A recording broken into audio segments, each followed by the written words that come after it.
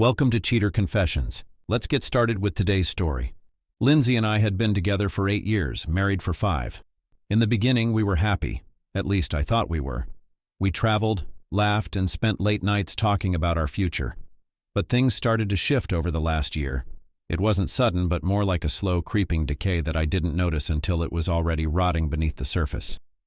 She started complaining more, not about me directly, but about life. She was bored. She wanted excitement. Our relationship had become too predictable. I didn't know what that meant. Was stability now a bad thing? We had a good life, a damn good life. I worked hard in sales, making sure we had a beautiful home, no financial stress, and the freedom to do whatever we wanted. But it seemed like that wasn't enough for her. And then there was Ashley. I never liked Ashley. She was trouble from the start, the kind of woman who thrived on chaos. I met her a few years ago, and something about her just felt off. She had this energy, like she fed off drama, and she always had a new scandalous story to tell. I had heard things about her, how she cheated on her boyfriends, how she wrecked a marriage or two, and how she never seemed to feel bad about it. Lyndsay, of course, thought I was being judgmental. "She's just fun, Trevor. You need to loosen up," she'd say whenever I brought it up. But every time I left for a business trip, Ashley was there. Not just once, not twice, every single time. I'd come back home, and the house would reek of alcohol and perfume. There'd be empty wine glasses on the counter, the couch cushions in disarray, and sometimes even a pair of heels left behind that didn't belong to my wife. I asked her about it once. "Why is Ashley always here when I'm gone?" Lyndsay just laughed. "She keeps me company." "What, you don't want me to have friends?" I hated that answer. Because it wasn't about her having friends. It was about who she was spending time with and what she was doing when I wasn't around. I tried not to let it eat at me. Maybe I was being paranoid. Maybe I was overreacting. But deep down, I knew. Something wasn't right. One day, after returning from a 3-day trip to Chicago, I pulled into the driveway, exhausted but glad to be home. The first thing I noticed was that the garbage cans were full, overflowing with bottles, red plastic cups, and what looked like leftover food trays. That was weird. Lyndsay never let the trash pile up like that. Just as I was about to head inside, Albert, our retired neighbor, waved me over from his porch. Now, Albert was the kind of guy who noticed everything. He spent his mornings tending to his lawn, his afternoons sitting outside drinking iced tea, and his evenings keeping an eye on the entire block. If anything happened on our street, he knew about it. "Trevor, got a minute?" he called out. I walked over, feeling a little uneasy. "Yeah, what's up?" He hesitated, rubbing his chin like he was debating whether to tell me something. Then he sighed. "I wasn't going to say anything, but I figured you should know." Immediately, I felt a pit in my stomach. That's never a good way to start a conversation. He lowered his voice. "While you were gone, your wife had some kind of party." I frowned.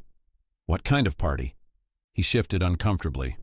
"A lot of people coming and going. Couples. Not just one or two. A lot.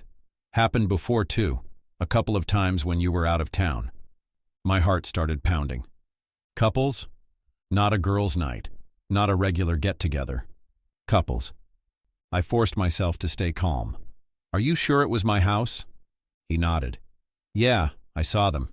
Different men, different women. Some of them looked familiar, some didn't. But it was definitely your house." I frowned. None of this made sense. A couple of friends over? Sure. But why would couples be coming and going late at night? Something wasn't right. I thanked him and walked back to my house, my mind racing. As soon as I stepped inside, the house smelled off. It wasn't just the usual scent of Lyndsay's perfume or the vanilla candles she loved. It was stale alcohol, sweat, something almost musky, like a bar after a long night. The living room was a little too clean, like someone had wiped down all the surfaces a little too well. I found Lyndsay in the kitchen, sipping a glass of wine like she didn't have a care in the world. She looked up and smiled. "Hey, you're back. How was the trip?" I studied her. She looked normal. Too normal. I played it cool. "It was fine. Long flights, boring meetings. What about you? What did you do while I was gone?" She shrugged. "Nothing much. Just hung out with Ashley, went to dinner, watched some TV. That was it. No mention of a party. No mention of people coming over. Nothing. My pulse quickened. If it was just a normal gathering, why not mention it? She was lying, and I had to find out why. That night when Lyndsay fell asleep, I waited. I needed answers. I knew she always put her phone under her pillow when she slept, but she wasn't a deep sleeper. I had to be careful. I lay there for over an hour, listening to her breathing slow and steady. When I was sure she was out, I carefully reached under the pillow and slid her phone out. I held my breath as I unlocked it with her thumb. This was it. But when I opened her messages, nothing. No suspicious texts, no calls, no weird messages. Everything was clean. Too clean. I checked her photos. Nothing. Social media. Nothing. Even her deleted messages folder was empty. Either she was incredibly careful, or she was deleting everything. She knew to cover her tracks. I put the phone back before she woke up and stared at the ceiling for the rest of the night. I had a sinking feeling in my gut, but no proof. Yet. The next day, Lyndsay went out, probably to brunch with Ashley, maybe to plan her next boredom cure. As soon as she left, I got to work. I bought small, high-definition hidden cameras and installed them in the living room, the kitchen, and, most importantly, our bedroom. I made sure they were placed where she wouldn't notice. One inside a bookshelf, one near the TV, one in the corner of the bedroom behind a decorative plant. If something was happening, I was going to see it. Then I waited. A week later, I had another business trip. I packed my bags like usual and headed for the door, dressed in my typical travel attire, suit, laptop bag, the whole routine. "I'll be gone for 3 days," I told her as I grabbed my car keys. She barely reacted. No disappointment, no concern. I gave her one last look before heading out the door. She was on the couch, scrolling through her phone, barely paying attention to me. I drove to the airport, parked in the long-term lot, and sat there for a few minutes. Then I boarded my flight and went to Dallas for the conference. Even though I was in a different city, my mind wasn't on work. It was back home, back in my living room, my kitchen, my bedroom. Each night after finishing work, I locked myself in my hotel room, pulled out my laptop, and checked the footage. The first night, nothing. Lyndsay went about her routine like normal. She watched TV, scrolled through her phone, had a glass of wine. No visitors, no Ashley. No signs of anything unusual. I started to wonder if I was overthinking everything. Maybe Albert had been mistaken. Maybe I had let my suspicions get the best of me. Then came the second night. That's when everything changed. At first it looked innocent. Too innocent. Lyndsay and Ashley were in the living room, setting things up. Candles on the tables, dim lights, music playing softly in the background. Then I saw the bottles of alcohol being lined up on the counter. Top-shelf whiskey, vodka, wine. Way too much for just 2 people. Then came the guests. Not just a few friends, couples. Some of them I recognized. Neighbors from a few streets down, people I had seen before in passing. Others were complete strangers. I leaned forward, staring at the screen, my heartbeat hammering in my chest. I watched as the living room filled with people. Laughter, flirting, whispered conversations, drinks being poured, people getting closer. Some of the women sat on the laps of men they hadn't arrived with, whispering in their ears. Others danced together in a way that felt way too intimate for just friends. And that's when it hit me. This wasn't just a regular party. It was a swingers party. I felt my stomach twist. My head felt light, like I was watching something out of a nightmare, something I wasn't supposed to see. Then I saw her. Lyndsay, my wife. She was laughing, twirling her hair, flirting. At first she was just talking to one of the guys, some tall, muscular man I had never seen before. Then, before I could even process what was happening, she kissed him. Then she kissed another man. My hands clenched into fists. What the hell was I watching? Then I saw Ashley lean in, whisper something in her ear, and they both laughed. A moment later, Lyndsay took the tall guy's hand and led him upstairs. I gripped the laptop so hard I thought I'd break it. Upstairs. Our bedroom. Our bed. I felt sick. I could have closed the laptop, could have stopped watching. But I couldn't. I needed to see just how deep this betrayal went. I fast-forwarded the footage, my hands shaking. More couples slipped away into different rooms. Some stayed in the living room, getting way too close on the couch. Others disappeared down the hallway. And Lyndsay? She was in the center of it all, laughing, drinking, betraying me. I clenched my fists, my jaw tightening so hard it hurt, but I didn't react. Not yet. I waited a few days, acting like nothing had changed, acting like I wasn't sitting on the biggest betrayal of my life. But inside I was boiling. Then, I planned my revenge. I told Lyndsay I had another business trip coming up. 3 days in New York, I said casually while sipping my morning coffee. She barely looked up from her phone. Okay, when do you leave? I forced a smile. Tomorrow morning. No hesitation, no sadness, no, I'll miss you. Just a quick nod before she went back to scrolling. That told me everything I needed to know. She was already planning another party. This time, I didn't leave. I checked into a hotel across town and waited.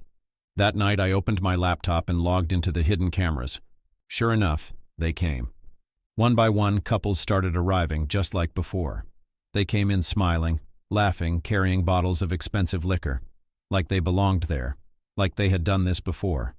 Ashley showed up, of course. Her partner in crime. The one who had dragged my wife into this mess. She was already draped over some guy, whispering in his ear before they even stepped inside. I watched as Lyndsay poured drinks, flirted, laughed like she had no care in the world. Like she wasn't destroying everything we built. She wasn't just cheating. She was running this. It made me sick. But this time, I wasn't just going to watch. I was going to end it. I waited until the party was in full swing. The music was blasting, people were already paired up, and the alcohol was flowing. Then, I drove home. When I pulled into the driveway, I saw cars everywhere. My front lawn, the street, even partially blocking the neighbor's driveway. My house, my home, had been turned into something unrecognizable. I didn't even hesitate. I got out, walked up to the front door and pushed it open. The music was deafening, the smell of alcohol, sweat, and perfume hung in the air. I scanned the room, strangers everywhere. Some were too close on the couch, others whispered in dark corners, slipping away into different rooms. A couple on the stairs stopped when they saw me, eyes wide, startled. They didn't even know who I was. That made me angrier. I walked through the house looking for Lyndsay. I didn't see her. Then I heard it. Her voice. Coming from our bedroom. I pulled out my phone, hit record, and walked upstairs. The voices got louder. The door was slightly open, enough for me to see shadows moving inside. I pushed the door open, and there she was. Lyndsay, my wife, in our bed with another man. She didn't even hear me come in, until I spoke. Enjoying yourself? She froze. The guy beneath her whipped his head around, panicked, scrambling to grab the sheets. What the? He stammered. Lyndsay turned, her face going completely pale.